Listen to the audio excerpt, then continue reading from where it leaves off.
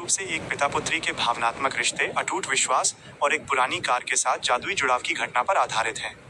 ये कहानी दिखाती है कि कैसे एक लड़की रोजी, जो एक भयानक हादसे के बाद रेसिंग छोड़ चुकी थी, अपनी पारिवारिक विरासत और सपनों को फिर से जीती है। कहानी में एक लड़की को दिखाया जाता है जिसका नाम रोजी होता है। वो अपनी यूनिवर्सिटी में अपनी मेहनत और लगन से अपनी डिग्री लेने की जिद हासिल करने के बाद अपने पिताजी से मिलती है।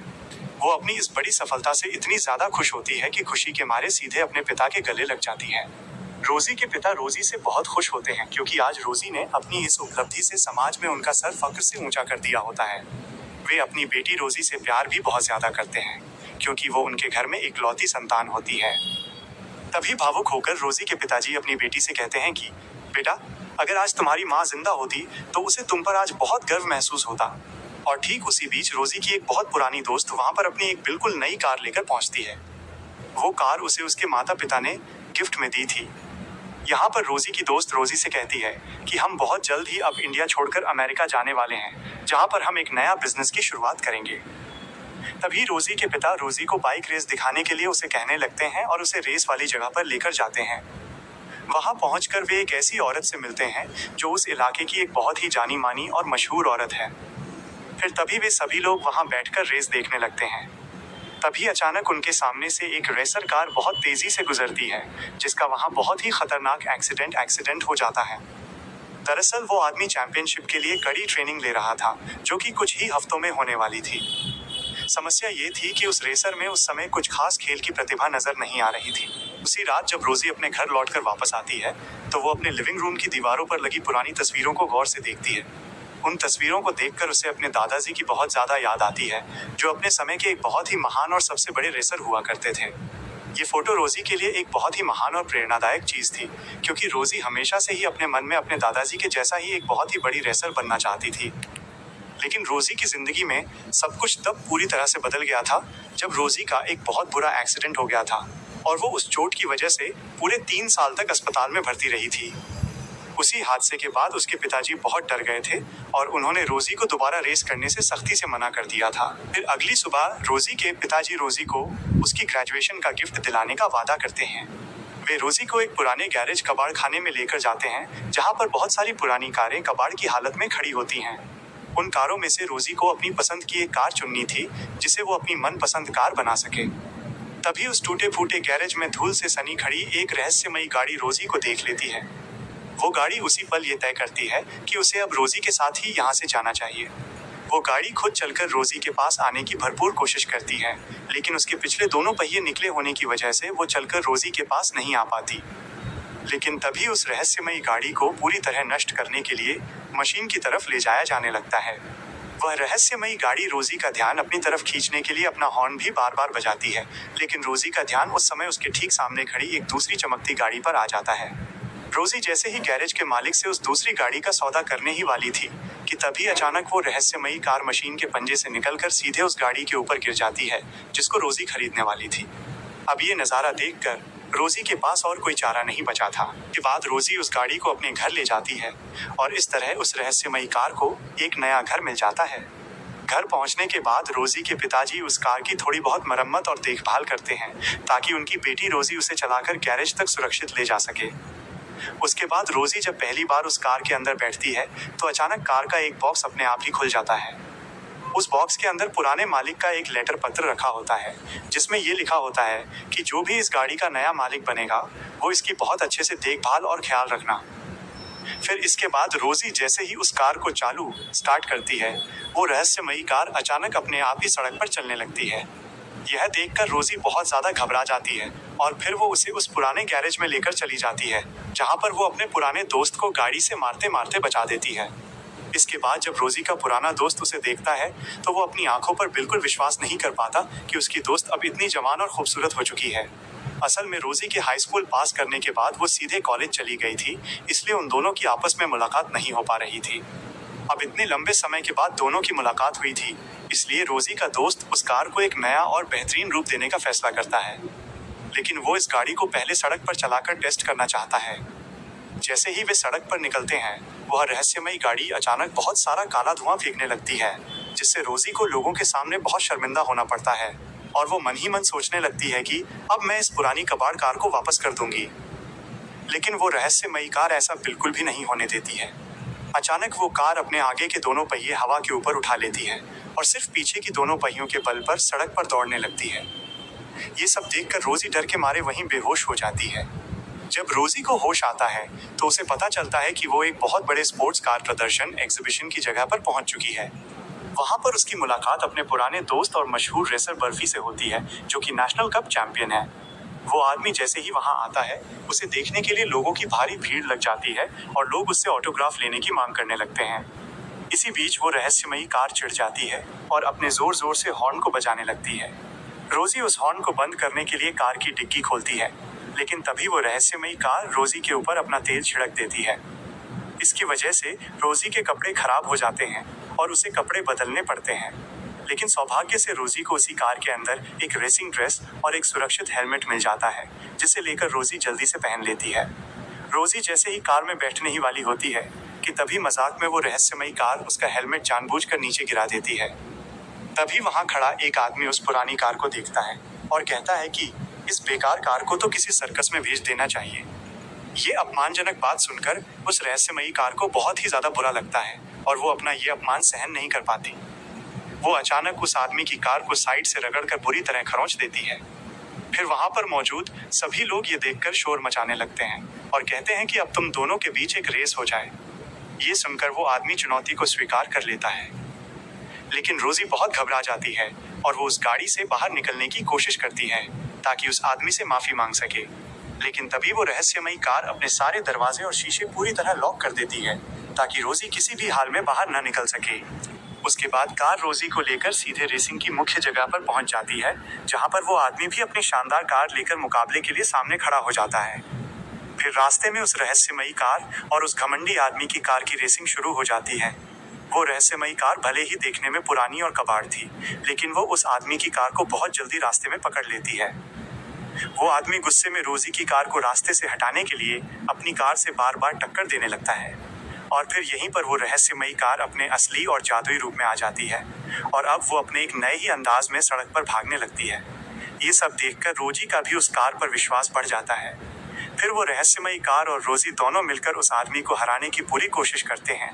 वो आदमी रोजी की कार को बार बार झटका देने की कोशिश करता है, लेकिन कार की इतनी तेज और खतरनाक रफ्तार देखकर वो पूरी तरह से हक्का बक्का रह जाता है। तभी वो रहस्यमयी कार फिनिश लाइन के पास पहुंचते ही सीधे सेफ्टी लाइन के ऊपर चढ़ जाती है और अपनी सुपर पावर का इस्तेमाल करके आखिरकार वो उस रेस को जीत ही जाती है। यह देखकर रेसर लाइन में आज तक कभी ना हारने वाला वो आदमी एकदम हैरान रह जाता है कि वो एक साधारण लड़की और इस टूटी फूटी पुरानी गाड़ी से बुरी तरह हार चुका है। जब रोजी वापस आ जाती है तो वो अपने बॉयफ्रेंड से कहती है कि उसे कभी भी ऐसा नहीं लगता था कि वो इस रेस को जीत पाएगी, लेकिन इस रहस्यमयी कार के मिलते ही आखिरकार उसके पुराने अधूरे सपने अब पूरे होने लगे हैं। ये बात सुनकर उसका बॉयफ्रेंड उसकी बातों पर बहुत ज्यादा सीरियस नहीं होता, बल्कि वो उसे इस जीत की बधाई देता है और उसके अंदर छुपी रेसिंग की काबिलियत को समझता है। वो कहता है कि रोजी, आज आखिरकार तुमने 190 के इस बहुत पुराने मॉडल की कार से उस महारेसर आदमी को हरा दिया है जिसे आज तक कोई भी नहीं हरा पाया है। फिर अगली सुबह रोजी देखती है कि उसके पिता और उसके भाई दोनों ही आपस में बहुत बहस कर रहे होते हैं, क्योंकि उन्हें ये पता चल जाता है कि उनकी टीम के खराब प्रदर्शन की वजह से उन्होंने एक और बड़ा स्पॉन्सर खो दिया है। तभी उसी समय एक औरत बहुत ही सुंदर कार लेकर वहां आती है, जिसे वो रहस्यमयी कार देखते ही उससे प्यार कर बैठती है। तभी वह औरत आती है और रोजी के पिता को एक टेप रिकॉर्डर देती है, जिसमें सड़क पर हुई उस रेसिंग की वीडियो रिकॉर्डिंग होती है। ये वीडियो देखते ही रोजी के पिता बहुत ज्यादा हैरान हो जाते हैं कि वो रोजी के लिए जो कबाड़खाने से बेकार कार लेकर आए थे, आज वही कार इतनी बड़ी रेस जीत चुकी थी। लेकिन ये जानकर रोजी के पिताजी को बहुत गुस्सा भी आता है कि रोजी ने उनके मना करने के बावजूद फिर से रेसिंग की है। अपने पिता को शांत करने के लिए रोजी अपने पिता से झूठ बोलती है कि असल में उस दिन वो कार में नहीं बल्कि कोई और चला रहा था। उस दिन से रोजी अपनी असली पहचान को सबसे छुपाकर रखना चाहती थी ताकि उसके पिताजी ये सच्चाई जान न सकें। अंदर ही अंदर रोजी अपनी इस पहली जीत का पूरा आनंद ले रही होती है, लेकिन दूसरी तरफ वो आदमी रेस हारने की वजह से बहुत ज्यादा गुस्से में होता है और वो इधर उधर भाग रहा होता है। तभी उसका दोस्त उसे समझाता है कि आज तुम यहाँ रेसिंग हारे हो, कल तुम जीत भी सकते हो। लेकिन वो रेसर कहता है कि इतने दिनों से मैंने आज तक कोई रेस नहीं हारी। इस हार से मुझे बहुत बेइज्जती महसूस हो रही है। इसलिए वह कहता है कि वो रोजी को ऐसे ही छोड़ने वाला नहीं है और वो अपनी टीम को 2 दिवसीय रेसिंग करने का आदेश देने लगता है। दूसरी तरफ रोजी का बॉयफ्रेंड रोजी को वो नया डिजाइन दिखाता है, जो कि अब उस रहस्यमयी कार को एक बिल्कुल नई कार में बदलने की सोच रहा होता है। लेकिन तभी रोजी कहती है कि अब मैं दोबारा रेस नहीं लगा सकती, क्योंकि जब मेरा पहले एक्सीडेंट हुआ था तब मैंने अपने पिताजी से वादा किया था कि मैं आज के बाद कभी किसी भी प्रतियोगिता में भाग नहीं लूंगी। असल में रोजी उस समय बहुत छोटी थी और उसने अपने पिताजी से उस वादे को लेकर झूठ बोला था। इसी बीच वह रहस्यमयी कार अखबार में एक विज्ञापन एडवर्टाइजमेंट देखती है, जिसमें रेस में जीतने वाले को पूरे $15,000 का इनाम मिलना तय होता है। फिर तभी रोजी जब कार में बैठती है तो वो रहस्यमयी कार खुद अपना दरवाजा खोल देती है, ताकि वो अखबार सीधा आकर रोजी की सीट पर गिर जाए और रोजी उसे आराम से पढ़ पाए। जैसे ही रोजी उस विज्ञापन को पढ़ती है, वो सोचने लगती है कि वो इस बड़ी रकम के पैसे से अमेरिका घूमने जा सकती है। तभी उसका बॉयफ्रेंड कहता है कि अगर तुम इस कार रेसिंग में भाग लेने के लिए तैयार हो जाओ तो मैं मुफ्त में ही तुम्हारी इस पुरानी कार को एक नया और चमकदार लुक देने के लिए तैयार हूँ। और अगर तुम ये रेस जीत जाती हो तो हम दोनों उस इनाम को आपस में मिलकर बांट लेंगे। ये सुनकर रोजी पहले तो डरती है, लेकिन बाद में वो इस शर्त को स्वीकार कर लेती है। इसके बाद रोजी और उसका बॉयफ्रेंड दोनों मिलकर उस कार को बेहतरीन बनाने के लिए दिन रात कड़ी मेहनत करने लगते हैं। पहले वे कार को अच्छे से धोते हैं और फिर उसके कुछ पुराने हिस्से बदलने लगते हैं। इसके बाद रोजी उस कार का ट्रायल परीक्षण लेना शुरू करती है। ट्रायल खत्म करने के बाद रोजी बहुत खुश होती है, लेकिन दूसरी तरफ वो हारा हुआ रेसर रोजी की कार के बारे में गुप्त जानकारी जुटाने की कोशिश करने लगता है। उनका मकसद ये जानना है कि उस कार के इंजन में आखिर ऐसा क्या राज छुपा है। तभी रोजी अपने बॉयफ्रेंड और उसकी पड़ोसी लड़की की बातचीत सुनकर उसे पता चलता है कि उसके पिता अपने भाई के खराब ट्रैक प्रदर्शन की वजह से अपने बचे कुचे चाहने वालों को भी खो सकते हैं। यह जानकर रोजी और भी ज्यादा उत्साहित हो जाती है कि वो इस दौड़ में अपनी जान लगाकर जीत हासिल करेगी। जैसे ही प्रतियोगिता का समय आता है, वो चैंपियन आदमी रोजी को देखकर फिर से हैरान हो जाता है। वो रोजी से पूछता है कि आखिर ये रोलेक्स कौन है जिसके नाम से तुम हमेशा जीत हासिल करती रहती हो। रोजी ये बात सुनकर उस आदमी को फुसलाने की कोशिश करती है, लेकिन तभी उसका बॉयफ्रेंड आकर उसे बचा लेता है। प्रतियोगिता के पहले चरण में 50 कारें रास्तों में दौड़ती हैं, लेकिन रेस के समय वो चैंपियन आदमी गौर से देखता है कि रोजी के हेलमेट से उसके लाल बालों का गुच्छा बाहर दिख रहा होता है। वो तुरंत समझ जाता है कि ये मैक्स और कोई नहीं बल्कि रोजी ही है। उधर दूसरी तरफ रोजी अपनी जीत की खुशी में अपने बॉयफ्रेंड से मिलने जाती है, जहां उसका बॉयफ्रेंड उसे एक बहुत ही महंगी गिफ्ट देता है। वे दोनों जैसे ही एक दूसरे के करीब आकर किस करने वाले होते हैं कि तभी वहां पर एक आदमी अचानक से आ जाता है और अपनी गाड़ी की तेज लाइट जला देता है, जिस पर रोजी का बॉयफ्रेंड गुस्सा हो जाता है और रोजी को वहीं छोड़कर चला जाता है। यहाँ रोजी के साथ वो आदमी कुछ पर्सनल बातें करने के लिए आया होता है। जैसे ही रोजी का बॉयफ्रेंड वहां से जाता है तो वो आदमी रोजी से पूछता है कि तुम अब कार क्यों नहीं चला रही हो, क्योंकि रेसिंग तो तुम्हारे खून में है। वो आदमी ये भी कहता है कि वो इसलिए इतना बड़ा रेसर बन पाया क्योंकि वो रोजी के पिता की बहुत प्रशंसा करता है। अंत में वो आदमी फिर से रोजी से पूछता है कि क्या तुम सच में एक असली सुपर कार से रेसिंग का असली मजा लेना चाहती हो। जिसके बाद वो आदमी उसे अपनी सुपर कार की चाबी दे देता है। यह देखकर रोजी की पुरानी कार को थोड़ा सा जेलसी महसूस होती है और वो बहुत गौर से देखती है कि रोजी अब दूसरी कार में बैठ रही है। जब रोजी वो सुपर कार लेकर चलाने चली जाती है तो मौके का फायदा उठाकर वो आदमी रोजी की पुरानी कार के इंजन की जांच करने लगता है, लेकिन वो रहस्यमयी कार उस आदमी के ऊपर तेल छिड़क देती है और अपना बोनट उसके सिर पर तेजी से पटक देती है। ये देखकर वो आदमी गुस्से से पागल हो जाता है और अपने बक्से से एक लोहे की भारी रोड निकालता है और उस कार को तेजी से पीटने लगता है, लेकिन वो रहस्यमयी कार इतनी मजबूत होती है कि उस पर एक खरोंच तक नहीं आती है। कुछ ही मिनटों में रोजी उसकी कार लेकर वापस आ जाती है और कहती है कि आज तक मैंने अपनी जिंदगी में ऐसा मजा किसी और गाड़ी में नहीं देखा था। रोजी की ये बात सुनकर वो आदमी रोजी को एक नया प्रस्ताव देता है और कहता है कि अगले दिन होने वाली रेस में जीत की रकम बढ़ा दी जाएगी। विजेता को पूरे 15,000 रुपए इनाम मिलेंगे और जीतने वाले को हारने वाले की कार भी इनाम में मिल जाएगी। रोजी पहले तो हिचकिचाती है, लेकिन इतनी मोटी रकम सुनकर लालच में आ जाती है और मान जाती है। वो अपने पिताजी से बहुत प्यार करती है और जानती है कि उस आदमी की कार की कीमत उसकी कार से बहुत ज्यादा है और ये पैसा उसके पिताजी की मदद कर सकता है। रोजी को अपनी कार पर पूरा विश्वास था, लेकिन जब उस रहस्यमयी कार को ये पता चलता है कि रोजी ने उसे दांव पर लगा दिया है, तो उसे लगता है कि रोजी उसके साथ विश्वासघात, धोखा कर रही है। अगले दिन जब रोजी अपनी सबसे प्यारी दोस्त से मिलती है, तो वो बहुत खुश होती है। उसकी दोस्त पूछती है कि वो अपनी अमेरिका की यात्रा कब शुरू कर रही है।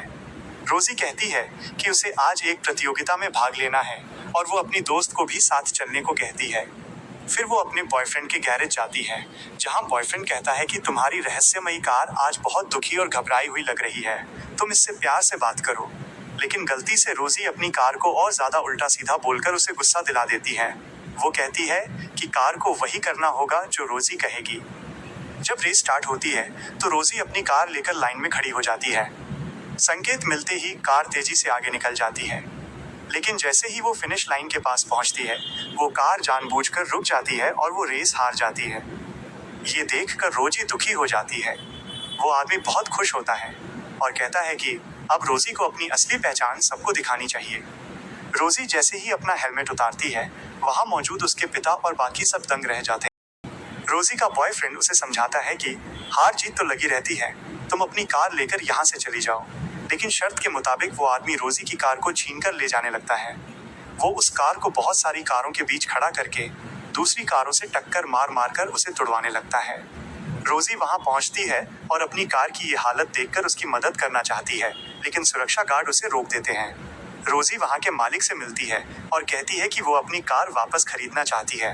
वो बूढ़ा आदमी कहता है, अगर तुम अपनी कार को सही सलामत यहाँ से निकाल लोगी, तो मैं तुम्हें ये कार फ्री में दे दूंगा। उसी बीच एक बहुत ही खतरनाक बड़ा ट्रक आता है, जो उस रहस्यमयी कार को कुचलने की तैयारी करता है। रोजी की दोस्त सुरक्षा गार्डों का ध्यान भटकाती है और रोजी मौका पाकर अखाड़े के बीच में कूद जाती है। वो दूसरी गाड़ियों से बचते हुए अपनी कार तक पहुंचने की कोशिश करती है। रहस्यमयी कार रोजी को देखकर बहुत खुश होती है और उसकी उम्मीद फिर से जाग जाती है। जैसे ही वो खतरनाक ट्रक कार को कुचलने वाला होता है, तभी वो कार अचानक आगे आती है और बहुत ही स्टाइल से पलट जाती है और रोजी को अपने अंदर सुरक्षित बैठा लेती है। अब दोनों मिलकर उन टक्करों से बाहर निकलने की कोशिश करते हैं। वे अपने सामने आने वाली बड़ी गाड़ियों को चकमा देकर उस ट्रक के ऊपर से कूद जाते हैं, जिससे वो ट्रक टूट जाता है। आखिरकार सभी को हराने के बाद रोजी अपनी जादुई गाड़ी के साथ वहां से सुरक्षित निकल जाती है।